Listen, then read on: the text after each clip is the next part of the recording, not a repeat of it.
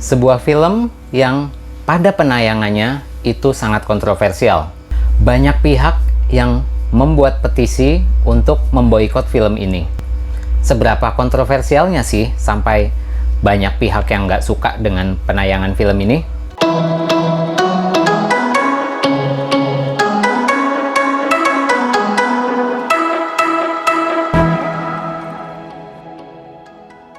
Halo YouTube, I hope that all of you are still doing well. So, malam ini kita kedatangan lagi nih tamu spesial Ngopi Plus. Ada Mas Yudi di sana. Hai Mas Yudi. Halo. Gimana kabarnya? I'm good. Good. Selain Mas Yudi, seperti biasa, kita juga ada Gusti Halo. dan Andri. Gimana nih kabarnya semuanya? Malam ini kita bakalan ngebahas tentang PK. Why PK? Sebenarnya ini salah satu film yang direkomendasikan sama Mas Yudi juga untuk kita bahas ya Mas Yudi ya. PK ini rilis pada 19 Desember tahun 2014. Yang sayangnya ketika peluncurannya ini, film ini sempat bocor di internet. Dan sudah terlanjur ada banyak orang yang sudah mendownload dan menontonnya. Tapi sesuai dengan yang gue bilang tadi, film ini saking kontroversialnya sampai kemudian orang malah berbondong-bondong untuk menonton. Seberapa menariknya sih ya film ini? Pertama, gue mau ini dari Mas Yudi dulu nih. Mas Yudi, gimana pengalaman nonton film yang sangat di luar ekspektasi kayak gini? Gimana? Menurut gue sih film ini unik ya. Uniknya menceritakan tentang eksistensi agama sih. Yang ada esensi agama yang ada di dunia, dimana dalam praktek keagamaan itu sendiri punya keunikan masing-masing sih. Gusti sendiri udah nonton film ini? Udah. Ya, menurut Gusti gimana secara keseluruhan? Iya, awal nonton sih gue cepet bingung gitu ada alien turun gitu kan. Cuman selebihnya sih ya menikmati. Menikmati ya, oke. Nah, sekarang kalau Andri nih, Andri kan kalau nggak salah sepertinya dia juga udah pernah nemenin adeknya nonton kayak gitu kan, makanya film ini gitu, berarti udah beberapa kali nonton kan gitu. Menurut Andri gimana, Andri? Ya, menurut gue film ini agak sedikit kontroversi. Kalau bilang kontroversi banget sih enggak, cuman kita harus lihat filmnya dari sisi seninya aja sih, jangan dari titik-titik saranya atau pembahasannya. Yang pembahasannya penting, cuman jangan nitik beratin ke situnya, lebih diambil sebagai seninya aja. Kita ngelihatnya sebagai sebuah bentuk seni gitu ya.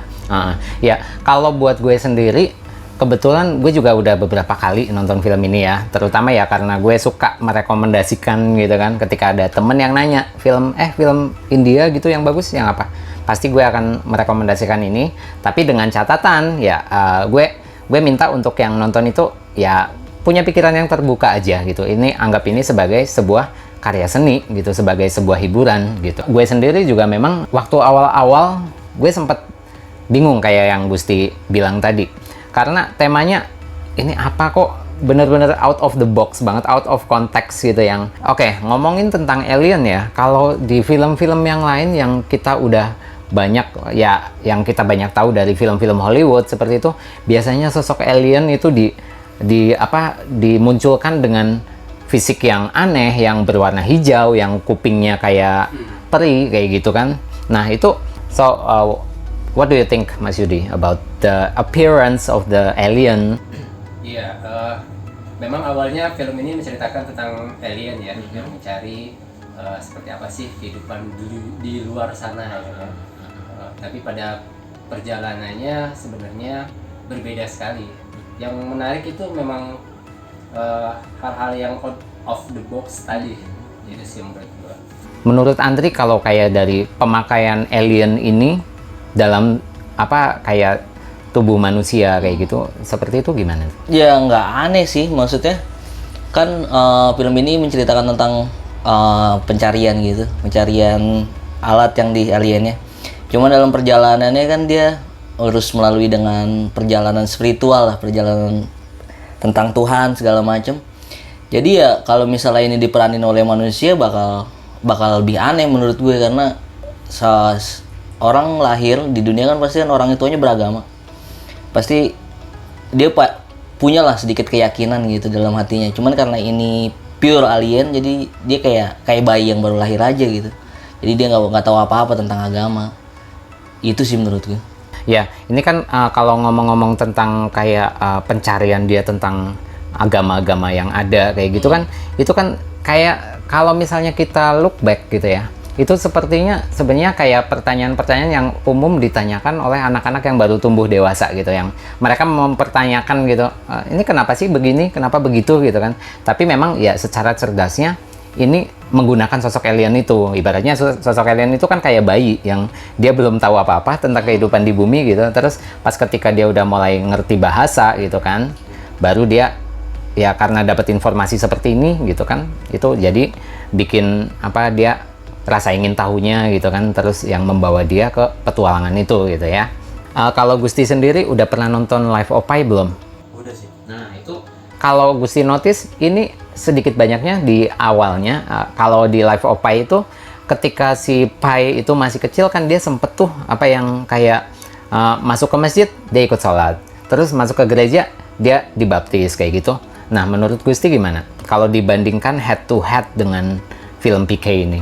Beda sih. Kalau Life of Pi itu kayak pencarian jati diri kan.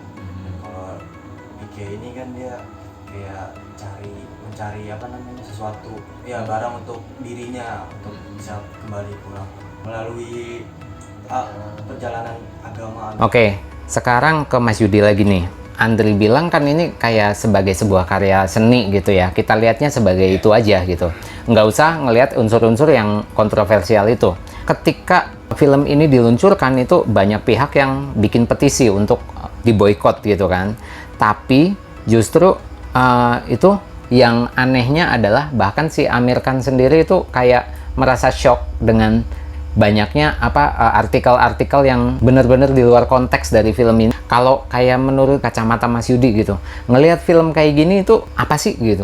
Menurut pandangan gue sih film ini bagus ya. Bagusnya artinya itu menambah pengetahuan kita bahwa setiap agama itu punya ciri ya, atau punya unsur-unsur yang dimana di satu sisi itu dilarang, di sisi lain itu bisa diterima. Sebagai karya seni sih menurut gua perlu diapresiasi ya.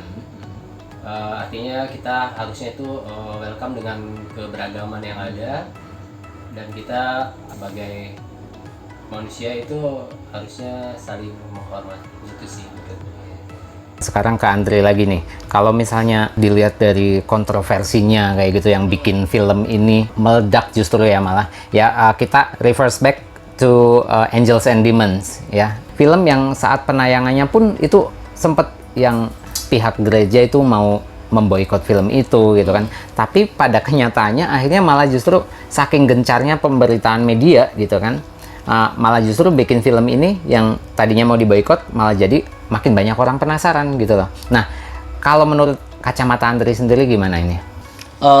Itu sih psikologi terbalik sih, semakin ditentang, semakin diboikot, justru orang-orang malah semakin penasaran. Jadi nggak salah kalau film ini dapat pendapatan yang bagus ataupun banyaknya minat si penonton untuk nonton.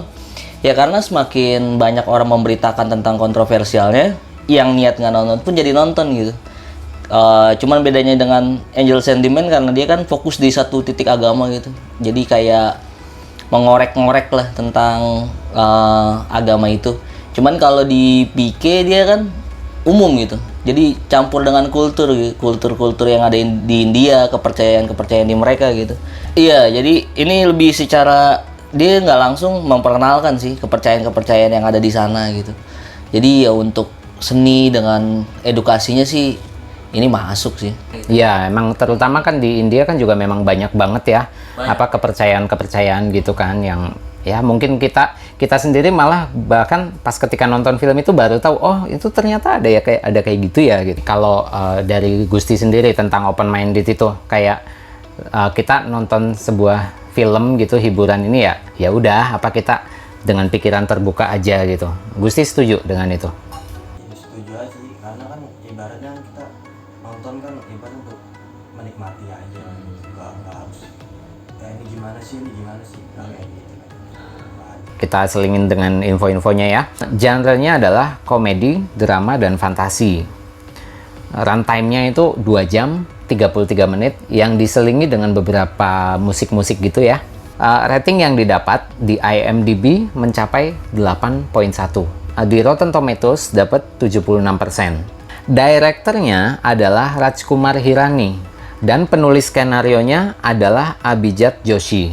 Nah, ternyata dua orang ini sebelumnya sudah pernah berkolaborasi di Three Idiot. Saking kontroversialnya ya, film ini merajai justru dalam masalah pendapatannya gitu. Dalam 4 minggu peluncuran, film ini di India sendiri meraup keuntungan sebesar 54 juta dolar. Kemudian di luar India seperti di US, Kanada, Inggris, dan Australia, di saat yang sama bahkan sudah mencapai keuntungan hingga 105 juta dolar. Kalau misalnya kita bikin head to head dengan Three Idiot saat itu dia dalam sekitar 4 minggu itu dia mencapai keuntungannya 62 juta. Sedangkan ini kalau di total secara domestik dan di luar negeri itu mencapai 160 jutaan gitu. Itu keuntungannya aja gitu ya. Oke, Mas Yudi. Ya. Kalau misalnya kita sebut film ini sebagai komedi satir dari pencari Tuhan gitu, gimana tuh? Kalau kita bilang pencari Tuhan sih ada korelasi juga ya, hubungannya juga ya. Dimana kan PK-nya sendiri sebenarnya dia belum tahu itu Tuhan itu apa. Iya. Dalam pencariannya dengan perjalanan dia mencari Tuhan, sosok Tuhannya itu tadi. Jadi dia itu mengalami konflik-konflik dalam mencari Tuhan itu tadi. Gitu. Oke, sekarang kalau misalnya menurut Andri gimana? Kalau misalnya ini disebut sebagai komedi satir dari pencari Tuhan gitu? Ya dibilang komedi satir, mungkin iya sebagai dark komedi gitu. Karena kan ini sedikit menyinggung pemuka-pemuka agama yang memanfaatkan kealimannya untuk memanfaatkan jemaat gitu. Jadi secara nggak langsung ini udah kayak calon ya antara dia sama Tuhan gitu.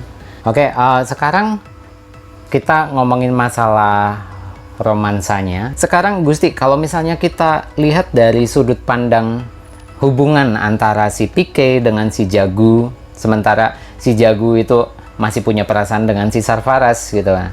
Itu gimana tuh? Ya, gue juga heran sih kenapa ada yang bisa suka manusia. Kenapa? Iya, nggak tahu juga kan. Bisa suka gitu kan. Dan ternyata ceweknya itu masih suka sama Sarfaraz itu kan, jadi dia ya udahlah, emang dia apa sih kan, kira dikasih tahu kan tentang bahwa cowok itu ternyata masih nunggu cewek itu. Menyentuh juga sih ya memang ya gitu ya. Nah, oke, cast yang ada di film ini ada Amir Khan, Anushka Sharma, Sushant Singh Rajput, Sanjay Dutt, kemudian ada Saurabh Sukha, Boman Irani, Parikshit Sahni, dan Amardeep Jha. Oke, sekarang kalau misalnya kita omongin tentang romantisme yang ada di sini dibandingkan dengan kebanyakan film India gitu kan. Kebanyakan mereka menjual tentang romantisme ini, sisi romantisme ini. Nah, justru di film ini sisi romantisme ini malah kayak cuma disisipkan gitu aja gitu, bukan sesuatu sebagai main idenya gitu. Nah, menurut Mas Yudi gimana? Kalau menurut gua sih romantisme di sini itu membawa pesan pesan bahwa perbedaan itu sebenarnya indah. Itu sih menurut gua. Kalau misalnya kita balik, kita ngebahas tentang teknikalnya gitu ya. Kalau Andri notice ya, settingnya itu kayak maju mundur, nanti tiba-tiba dia ingat ke masa lalu kayak gitu, terus tiba-tiba sekarang. Tapi yang membedakan adalah kalau kayak mungkin di film lain kan itu kalau misalnya di masa lalu mungkin dibikin agak sedikit blur atau mungkin warnanya agak sedikit hitam putih gitu. Nah, kalau di sini kan itu kayak sama aja gitu semuanya. Itu menurut Andri gimana? Ya sama aja mungkin karena kan settingan maju mundur itu nggak terlalu jauh. Sementara kan si PK-nya juga turun ke bumi itu belum terlalu lama ya. Jadi mungkin si pemikiran dari konsep ceritanya atau buat tema yang maju mundur gini untuk PK itu masih masuk buat gue karena kejadiannya belum terlalu lama dan belum banyak yang berubah. Jadi nggak apa-apa sih. sah-sah aja karena nggak terlalu lama dia di bumi. Oke, sekarang kita ke memorable moment ya. Kalau buat gue, memorable momennya adalah ketika pertama kali si Jagu ini dia baru pindah ke India, bosen gitu, tiap hari harus ngeliput tentang berita-berita hewan yang bunuh diri kayak gitu kan. Itu bagi dia itu doesn't make sense banget gitu kan. Sampai akhirnya dia pas di kereta ngelihat PK pakai helm warna kuning gitu kan, pakai baju dia yang bener-bener cerah gitu kan. Nah terus pas ditanya, kenapa sih apa lu pakai baju begini gitu kan. Nah si PK dengan polosnya menjawab, ya karena kalau warna kuning ini dilihat dari jauh itu kelihatan. Nah gue pengen Tuhan itu ngelihat gue gitu, walaupun gue jauh gitu, warna kuning ini bakalan kelihatan, selalu kelihatan gitu di antara warna-warna yang lain gitu. Itu benar-benar sesuatu yang menggelitik banget sih gitu. Makanya itu bagi gue adalah sesuatu yang tonjokannya pertama gitu. Makanya dari situ kemudian baru gue yang ngeh gitu. Oh oke, berarti ini memang punya sudut pandang yang lain gitu loh. Nah itu menurut gue menarik gitu. Ya kalau buat Mas Yudi gimana? Kalau buat gue sendiri sih memorable momennya itu adalah pada saat talk show terakhir ya, tentang Last Question kalau nggak salah. Nah di situ Jagu itu make a call ya dengan Safaras ya, di mana sana itu sebenarnya semua orang itu harusnya seperti itu, saling membantu untuk menciptakan kedamaian sih menurut gue. Kalau buat Andri gimana memorable momennya? Scene yang paling memorable itu yang waktu dia nyela omongannya si pemuka agama sih. Itu kan dia nyeletuk lah dengan bilang di tengah jemaatnya kalau itu dia pembohong gitu. Ya itulah kebebasan berpendapat gitu. Jadi semua orang berhak mengemukakan gitu apa isi kepalanya kepada orang lain gitu, walaupun entah itu pemuka agama sekalipun, karena ya kalau misalnya semua orang pasti salah lah, bahkan si pemuka agama pun nggak selamanya benar gitu. Jadi interupsi yang kayak gini yang harusnya dihormati sih, karena kan semua orang punya hak buat bilang apa yang dia mau gitu. Maksudnya nggak semua orang kan pasti berani ngomong di tengah orang banyak untuk menyela omongan dari seorang pemuka agama gitu. Itu butuh nyali yang gede sih. Nah kalau menurut Gusti gimana memorable momennya? Gue lagi di rooftop, yang dia lagi joget-joget berdua tuh. Ya saat si PK-nya megang tangannya si perempuannya. Kelihatan masa lalunya. Iya, masa lalunya bahwa dia masih merindukan. Baru ketahuan kalau masih Iya, ada Safaras terus gitu ya. dia juga dilema kan karena orang tuanya nggak setuju ya. Oke, sekarang kalau misalnya dari pesan nih, gimana? Pesan yang kalian dapat dari film ini? Dari Andri? Pesan yang bisa kita ambil adalah toleransi sih. Toleransi beragama itu penting banget karena semua orang berhak memiliki kepercayaan yang mereka yakini gitu. Terus satu lagi adalah lebih terbuka, open minded atas segala sesuatu, dengan apapun pendapat orang lain segala macam. Kita berhak, perbedaan itu hak orang untuk berbeda sih. Jadi apapun yang terjadi di dunia ini gitu, sementara harusnya sih toleransi masih tetap ada, karena tanpa toleransi ya dunia ini ya berantakan sih. That's a good point. What about you, Mas Yudi? Kalau menurut gue sih film ini mengajarkan kita untuk tidak egois ya. Tidak egois dalam arti boleh sih kita fanatik sama agama, tapi jangan sampai kefanatikan itu menghilangkan sisi-sisi kemanusiaan kita sih. Itu sih kalau menurut gue poin dari film ini. Oke, what about you, Gusti? Pesannya sih harus belakang dada sih, apalagi soal urusan cinta. Oh ya, sekarang kalau misalnya kita omongin tentang skor nih, kalau misalnya kalian diberi kesempatan untuk ngasih skor untuk film ini, Andri? Skornya 4 sih, 4 dari 5. Ini salah satu film yang gue rekomendasi lah buat yang nonton video ini. Gue harap nonton sih, karena ini satu pesannya banyak, dua sinematografinya yang kata orang-orang pintar itu bilang ini bagus sih, ini nerangin kultur budaya, dan itu sih ya pesan gue yang tadi lah, semoga yang nonton video ini coba nonton film ini deh, buat lebih belajar lagi tentang toleransi. Gusti. 3. Gue bingung alurnya gitu. Mas Yudi. Kalau gue ngeliat film ini unik ya dan berani, skornya bolehlah 4,5. Hampir full ya. Ya. Kalau buat gue sendiri, ini memang cerdas gitu. Dengan pembawaan aktor-aktornya dan semua pihak yang ada dalam film ini itu bikin film ini benar-benar alive gitu, yang dengan cerdasnya juga menyampaikan pesan yang ada gitu. Jadi, I think it's a good point for this movie. Kalau misalnya kalian punya opini yang berbeda, I think that's the beauty gitu ya. Kalian bisa loh share pengalaman kalian yang sudah nonton film ini, atau mungkin tetap mau merekomendasikan film-film yang lain. Kita dengan senang hati akan menerimanya.